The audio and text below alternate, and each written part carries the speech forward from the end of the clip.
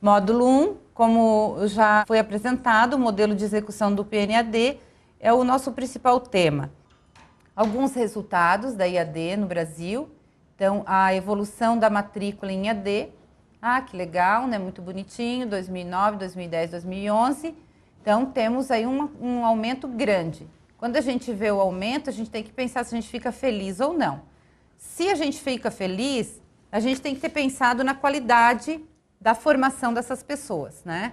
Então, o que acontece? Um sistema como o Senai, né, que cada vez mais vocês vão ter esse número aumentando dentro da instituição também, né? Significa que formar 534 mil pessoas é muito, é bastante, não é? A gente tem que ter muito compromisso com a qualidade da formação dessas pessoas, não é mesmo? Imagina 3.589.000.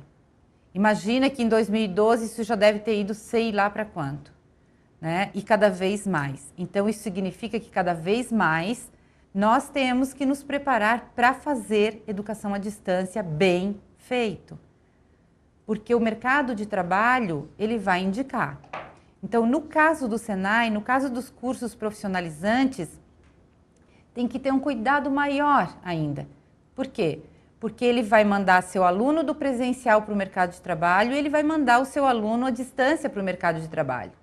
E ele tem que mandar os dois alunos com a mesma capacidade, né? Com o mesmo nível de formação, com as mesmas competências desenvolvidas, né? Então, cada vez que passa e a gente vai vendo os números aumentarem, nós vamos vendo nossa responsabilidade também aumentando cada vez mais em termos de oferecer a melhor educação à distância para os nossos alunos. Aqui um pouquinho dos resultados sobre matrículas, onde elas estão concentradas. Então, é bem interessante nós vermos que há um tempo atrás o nosso índice de educação em cursos autorizados pelo MEC era pequeno, era uma fatia muito pequena. Hoje, nessa última pesquisa, nós já temos 22% do total que são cursos credenciados pelo MEC. Desses cursos, 59%, quase 60% são graduações, depois vem a pós-graduação e agora a gente já pode ver uma fatia aí dos cursos técnicos profissionalizantes se destacando. E nós vamos ver muito mais, com certeza, esse índice aumentando dos cursos técnicos profissionalizantes, principalmente com essa ação do Pronatec, do ETEC, né? Em que a gente vai ter aí um espaço enorme para levar a educação à distância profissional para os nossos alunos nos diversos lugares do Brasil. Então, vamos expandir muito isso, essa é a intenção, né? Então, vamos ver essa fatia aí aumentando também. E a maioria ainda, claro, normal, natural, está nos cursos livres, né? Então, cursos livres são esses cursos que não precisam de credenciamento, são os cursos de capacitação, de aperfeiçoamento, né? Iniciação profissional, enfim, que não entram nos de nível de necessidade de credenciamento. Dentro dos cursos livres, aqui só para vocês terem uma ideia de que tipos de cursos são, eles se dividem mais ou menos iguais: iniciação profissional, treinamento operacional e os cursos de aperfeiçoamento. Então, eles têm uma divisão e tem os outros que eu não coloquei para vocês, que são bastante picados, os outros 21% onde estão ali escrito como outros. Mas o principal desse slide é ver que o Sistema S, ele atende aí a esse número, esse percentual dos 77%, ele atende 21% é o Sistema S. Então, isso é muito interessante, né? É claro que não é só Senai, né? Mas é principalmente Senai, Sebrae, Senac, aí na educação à distância, no nível de capacitação, de aperfeiçoamento, de iniciação profissional, né? De treinamento operacional. Então, temos uma participação bem forte do Sistema S na educação à distância dos cursos livres. E quanto à evasão? Então, a evasão sempre é aquela preocupação grande, né? Tanto no presencial, lógico, não muda, mas na educação à distância ela ainda aumenta um pouco mais, né? Então, nós temos aí o resultado do censo, que mostra para nós o índice de permanência. Na verdade, o censo mostra o índice de evasão. e nós escolhemos falar de permanência ao invés de invasão, né? Então, vocês observam que a maior parte, o que tem menos permanência são os cursos livres, e depois nós temos os autorizados e os corporativos. Os autorizados são todos aqueles que eu mostrei para vocês, que são os credenciados pelo MEC. E os corporativos, então, são os in company, fechados para empresas. Geralmente, esses cursos tendem a ter um índice de permanência muito grande, até porque são fechados, são controlados pelas empresas e eles tendem a ter essa permanência maior. Os cursos livres, por sua vez, o índice ali está excelente, né? Na verdade, se a gente vai pegar outras pesquisas, e até pesquisas mundiais, nós temos aí, quando o curso muito bom, quando tudo muito bem feito e um público que realmente tem interesse, 50% é um índice muito positivo para cursos livres, principalmente os cursos livres gratuitos e de larga escala. Então, por exemplo, sistemas como nós temos no Brasil, algumas instituições em que oferecem cursos gratuitos de larga escala, então para o Brasil inteiro, números enormes, né, por mês, e eles têm essa questão. E o mais interessante, que eu gosto sempre de salientar quanto à questão da evasão, quando a gente fala de evasão, é que já foram feitas várias pesquisas sobre isso. Eu mesma já participei de algumas pesquisas, em que se pergunta para o aluno por que ele nem iniciou o curso, por exemplo, ou por que ele desistiu do curso. E o resultado das pesquisas, elas mostram que o aluno coloca como falta de tempo, a maior parte, assim, mais de 85%, quase 90%, ele indica falta de tempo, ele não ter concluído o curso, ou não ter nem iniciado esse curso. Então, o que nós vemos aí? Nós vemos que eles não apontam problema no curso, eles não apontam problema até na modalidade ou no ambiente. Eles têm uma ligação mais direta com a necessidade, nesse caso dos cursos livres, né? Então, a gente sabe também que move o aluno a necessidade que ele tem para fazer o curso. No caso de vocês, com os cursos técnicos, vocês já ganham pontos. Por quê? Porque os alunos de vocês, eles já vão com um objetivo mais claro, né? Eles já têm um motivo, que é realmente realizar, se formar, ter uma ocupação profissional ou aperfeiçoar a sua ocupação profissional, né? Então, isso já é bom, já traz um benefício para a questão da permanência dos alunos no curso. Claro que depois nós vamos ver tantas estratégias que nós temos que utilizar para ajudar que nossos alunos continuem estimulados, né? Eles não podem ser deixados só, até porque eles não estão acostumados a isso, né? Precisam do nosso acompanhamento. Mas eles têm um motivo e isso é muito bom. Que às vezes os cursos livres, a gente vê desistências por não ter tão claro o objetivo que queria. Falando de dificuldades e facilidades, é importante nós falarmos de dificuldades e facilidades. E falarmos de dificuldades. Por que é importante falar das dificuldades? Porque quando nós sabemos quais são as dificuldades, nós já nos preparamos, nós já nos planejamos para, no mínimo, diminuí-las, né?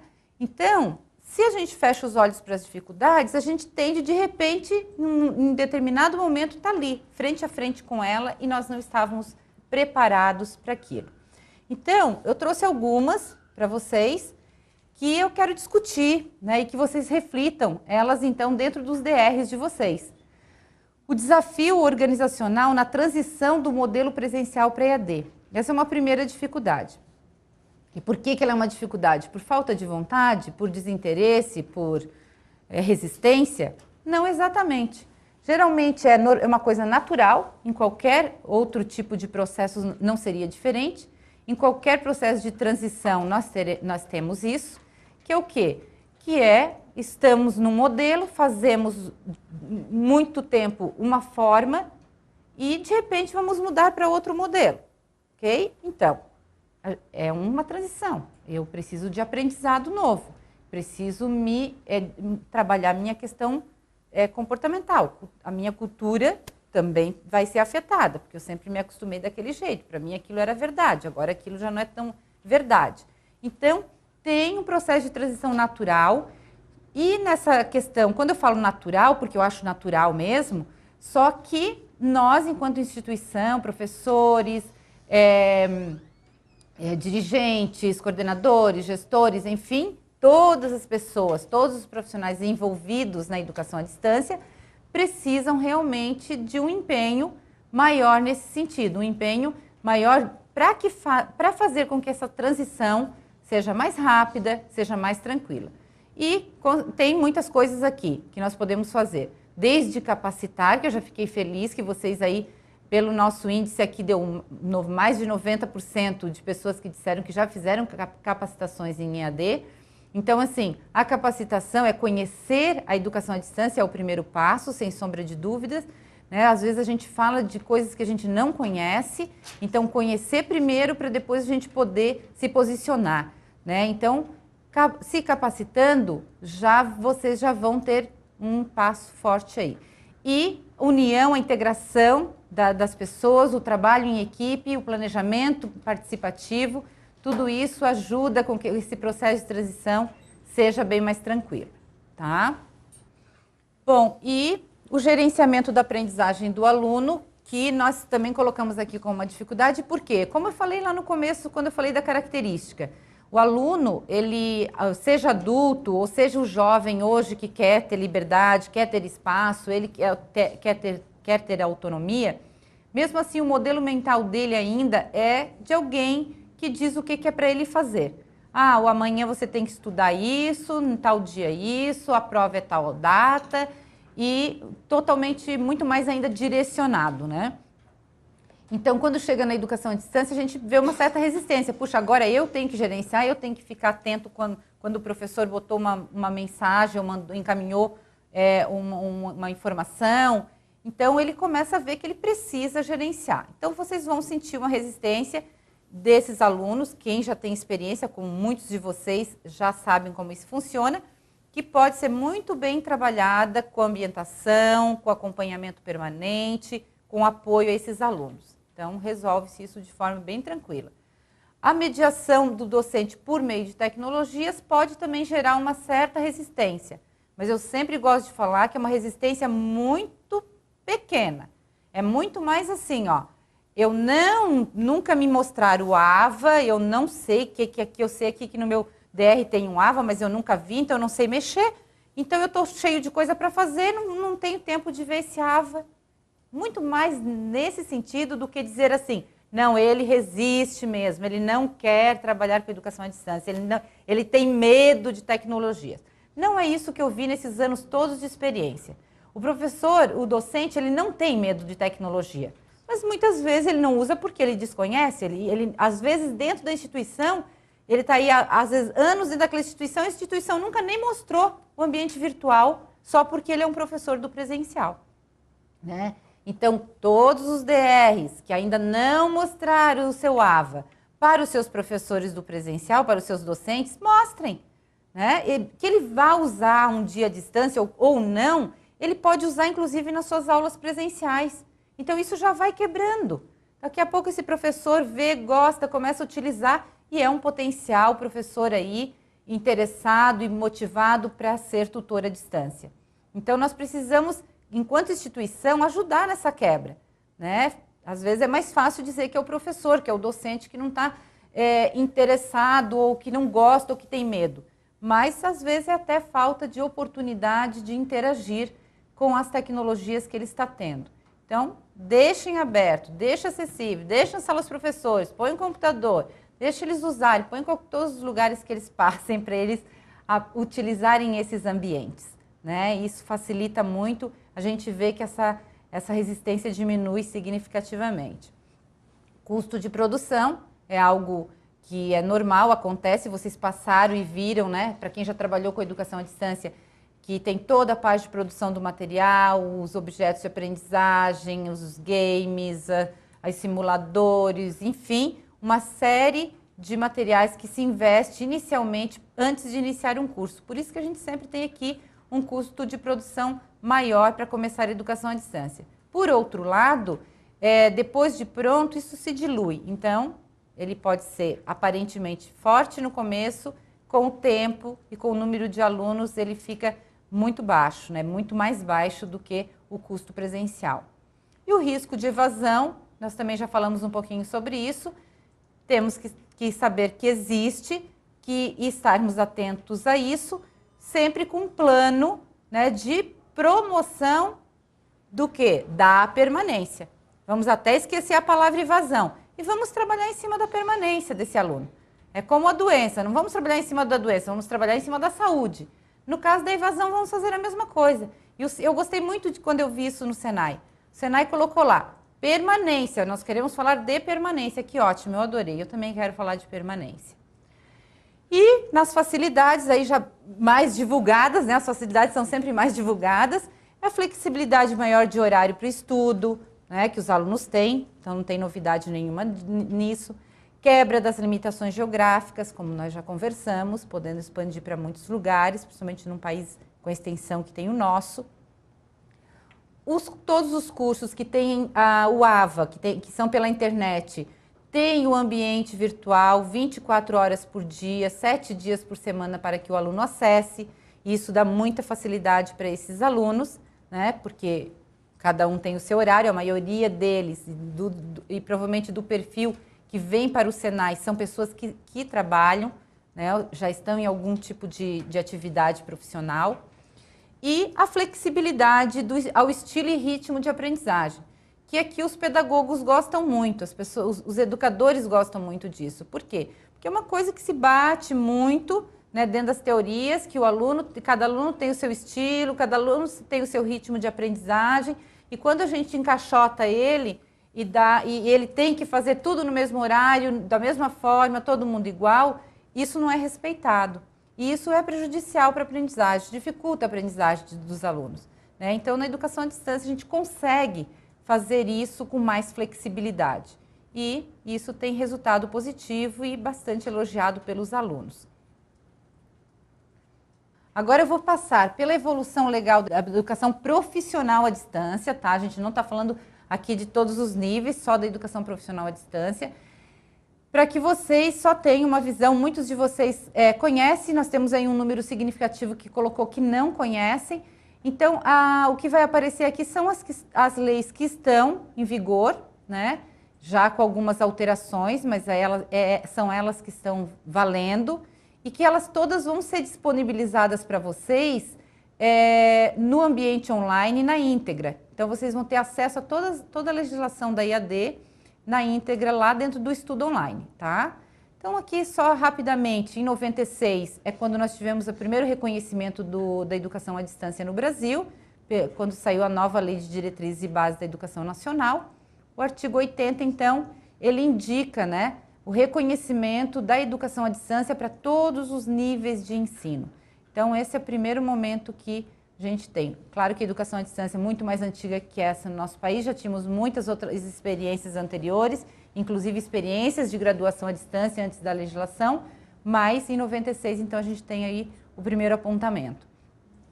Nós temos decretos em 98 que começam a fazer a regulamentação da educação à distância e já alguma coisa da educação profissional. Esses decretos já foram substituídos por esse decreto 5622, que também já tem algumas alterações pelo 6.303 de 2007. Porém, é o decreto 5622 que regulamenta hoje o artigo 80 da LDB, né?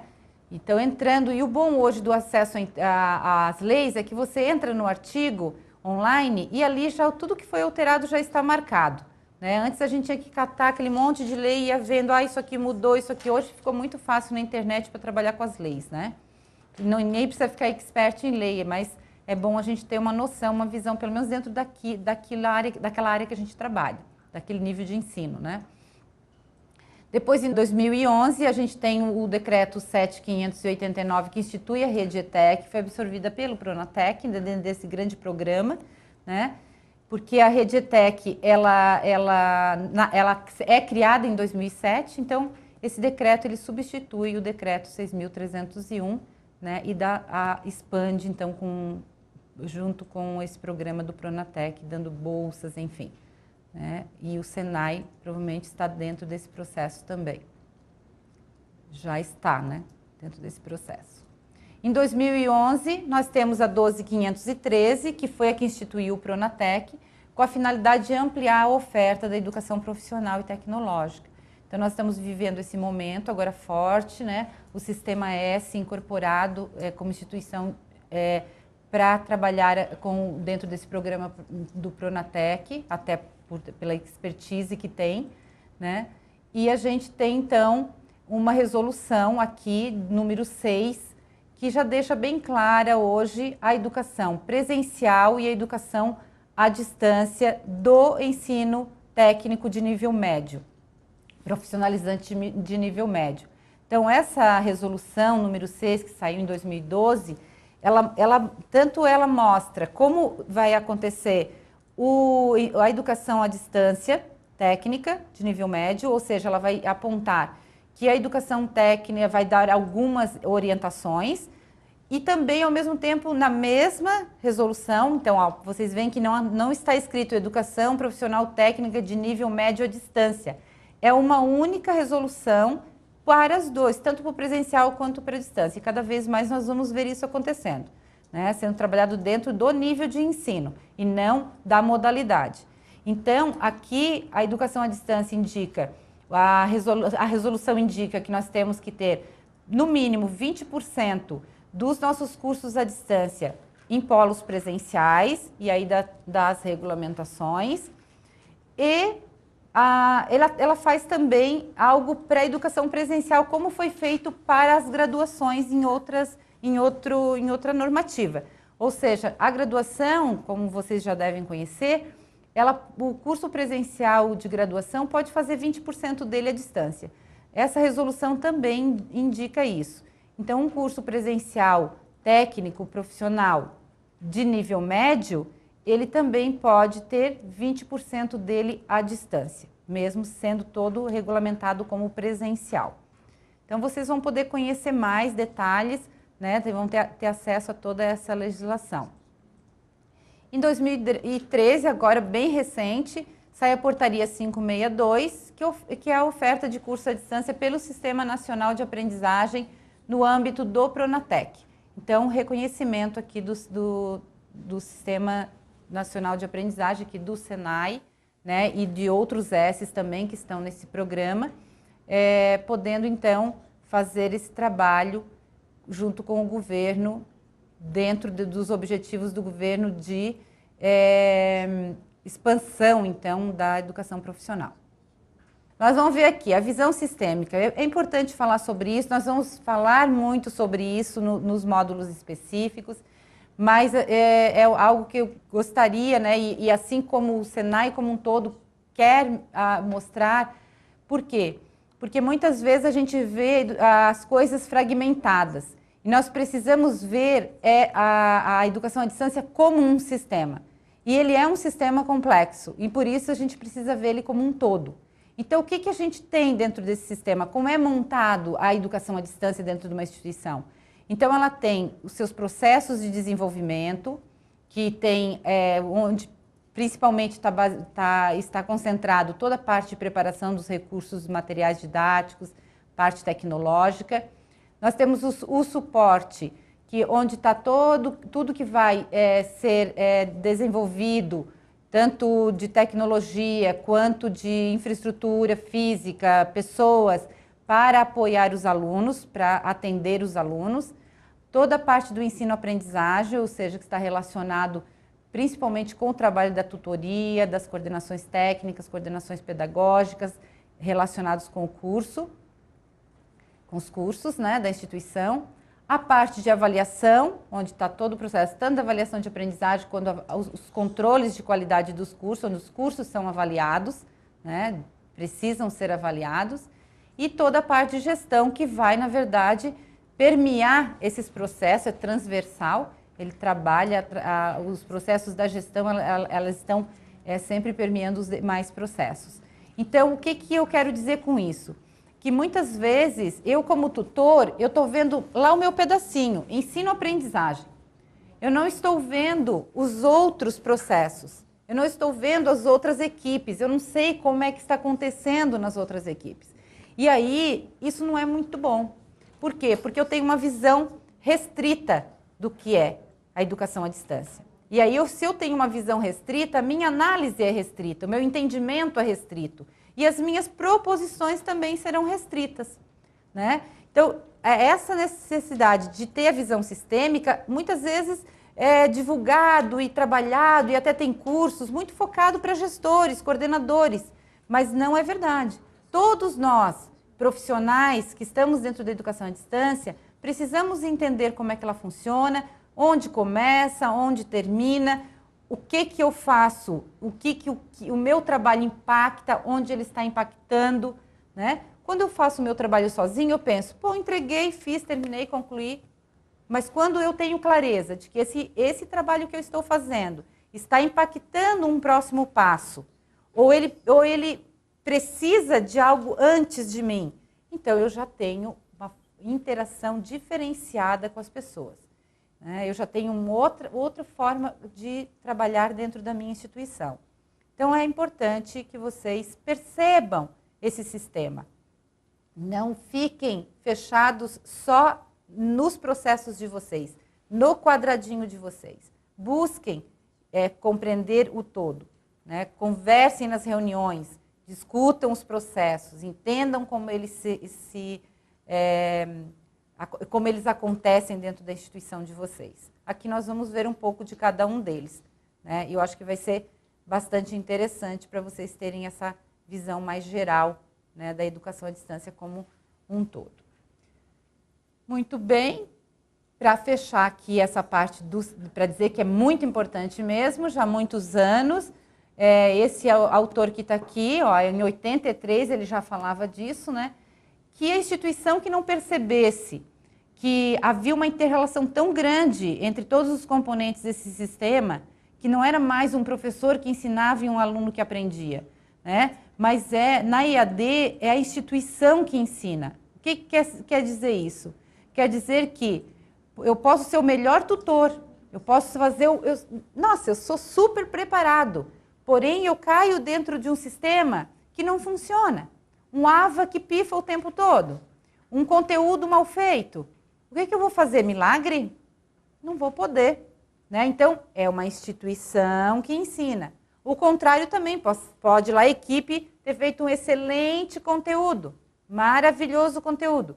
Porém, quando chegou lá, o nosso tutor não tinha sido capacitado. Ou então o ambiente também continuava dando problema. Novamente, não adiantou tanto o conteúdo todo ter sido feito tão maravilhoso como ficou.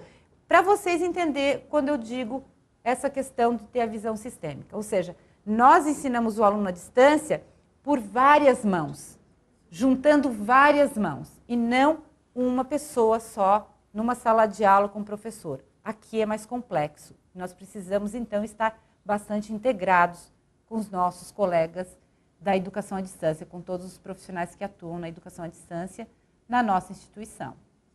Muito obrigada, viu, pessoal?